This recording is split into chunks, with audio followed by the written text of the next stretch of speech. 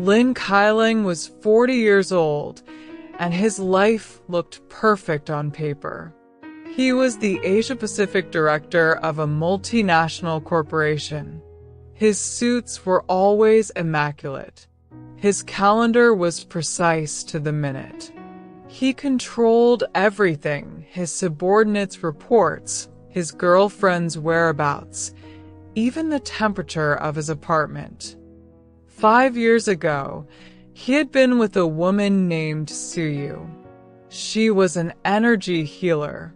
She believed in intuition, in the flow of life force, in the universe having its own plan. Kyling couldn't stand her whims. She would cancel dinner plans to comfort a depressed friend. She would text him during his meetings just to say, "The clouds are beautiful today." On a weekend trip he had meticulously planned, she once suggested, "Getting lost wouldn't be so bad." "Can you just be practical for once?" he had yelled at her. That night, he broke up with her. Suyu looked at him quietly. There was no anger in her eyes, only a kind of sadness, the sadness of someone watching a blind person walk toward a cliff. She packed her things. She left behind only a small crystal, rose quartz, and a note. "You don't need to control everything to be safe." He threw the crystal into a drawer and never looked back. 5 years later, Kyling's body broke down. It started with insomnia, the kind where you lie awake at 3 a.m., your mind racing through spreadsheets and quarterly projections. Then came the panic attacks. He'd be in the middle of a presentation, and suddenly his chest would clamp shut like a fist.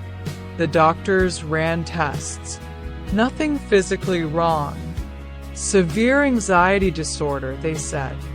Chronic stress. You need to slow down. But Kyling didn't know how to slow down. Slowing down meant losing control. Losing control meant failure. Failure was unacceptable. His new girlfriend, a young marketing manager named Vivian, tried to help. She made him chamomile tea. She suggested couples yoga. He snapped at her for being naive. Within 3 months, she was gone. One night, alone in his Penn apartment, Kyling had his worst attack yet. He collapsed on the bathroom floor, gasping for air, certain he was dying. In that moment, all his spreadsheets and schedules and quarterly projections meant nothing. His title meant nothing. His control meant nothing. He lay there for what felt like hours. Then, through the fog of panic, he remembered something, a voice, soft and certain. You don't need to control everything to be safe. He crawled to his bedroom. He opened the drawer. The rose quartz was still there, dusty, but intact. He held it. For the first time in 5 years, he cried. He started small. He canceled a Saturday meeting just to see what would happen. The world did not end. He let his assistant choose the lunch spot. He took a different route home from work without checking the GPS. Each small surrender felt like peeling off a layer of armor. Underneath, his skin was raw and tender. Therapy helped. His therapist, an elderly woman named Dr. Green, taught him to breathe. Not the shallow, efficient breaths of a busy executive, but deep, slow belly breaths. Your nervous system doesn't know the difference between a quarterly report and a saber-toothed tiger, she said. You've been running from tigers for 40 years. Kailang started meditating. 10 minutes a day at first, an eternity for him. He felt ridiculous sitting cross-legged on his yoga mat, eyes closed, trying to observe his thoughts. His thoughts were mostly screaming, but he kept sitting, day after day. Something began to shift. Not dramatically, not like a lightning bolt, more like ice melting in spring, so slowly you couldn't see it happening, until one day you looked up and the river was flowing. He started noticing things. The way morning light fell across his kitchen counter, the sound of rain against his window, the small kindness of a barista who remembered his order. Before, these things had been background noise. Now they felt like messages.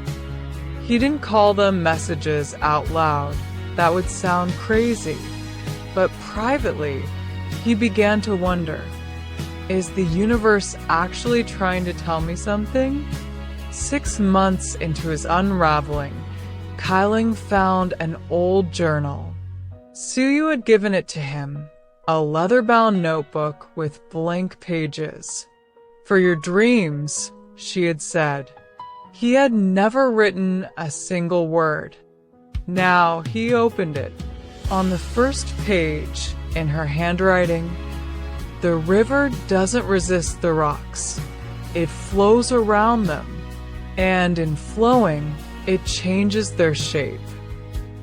He found her on social media. She was no longer in the city.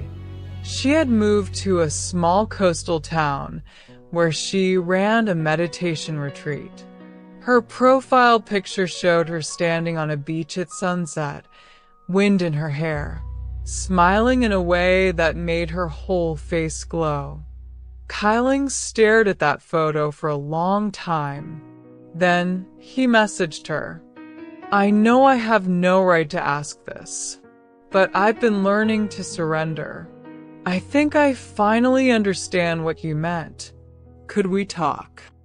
For 3 days, nothing. He checked his phone obsessively. Old habits dying hard. On the third night, just as he was about to give up, a reply came. The universe has a strange sense of timing. I'll be in the city next week. There's a garden I used to love, the one with the koi pond. Meet me there. Sunday, 4 p.m. He arrived early, nervous. He had rehearsed 100 apologies, but now his mind was blank. The garden was exactly as he remembered. The curved bridge, the moss-covered stones, the orange koi fish drifting through dark water like living flames. He stood by the pond trying to breathe. Then he heard footsteps. Suyu looked different. Older, yes, there were fine lines around her eyes. But there was a stillness about her that hadn't been there before. Not passivity. Something deeper. She moved like someone who had made peace with every part of herself, even the broken ones. Kailang, she said. Not cold, not warm, simply present. I'm sorry, he blurted out. I'm so sorry. I was cruel. I was afraid. I thought if I couldn't control you, I couldn't control anything. But I was wrong about everything. She didn't answer immediately. She walked to the edge of the pond and knelt down, trailing her fingers through the water. The koi fish gathered around her hand. I was angry for a long time, she said quietly. Not at you, at myself, for letting you make me feel small. For believing you when you said my way of seeing the world was childish. I never should have said that. No, she agreed. You shouldn't have. A long silence. A heron landed nearby, folded its wings, and stood as still as a statue. The thing is, Suyu continued, I don't need your apology. I needed my own healing, and I did that work. For myself, not for you. Kailing nodded. His chest ached, but not from panic. From something else. Something that felt like humility. I'm not asking for another chance, he said. I just wanted you to know. I'm trying to change. I'm learning to let go. To trust. He struggled for the words. To surrender, she finished. Yes. To surrender. She looked at him, then really looked, not through the lens of their old wounds, but freshly, as if seeing him for the first time. The universe doesn't punish us for our mistakes, she said. It gives us opportunities to grow. You hurt me, Kailing. That will always be true. But if you've truly learned to surrender, if you've truly stopped trying to control everything, then maybe this isn't an ending. What is it then? She smiled. It was not the smile of forgiveness, exactly. It was the smile of someone who had glimpsed a larger pattern. A beginning, she said, if you want it. The koi fish swam in lazy circles. The heron took flight, and Kailing, for the first time in his life, did not try to predict what would happen next. He simply stood there in the garden and let the moment hold him. Surrender, he was learning, was not weakness. It was the bravest thing he had ever done.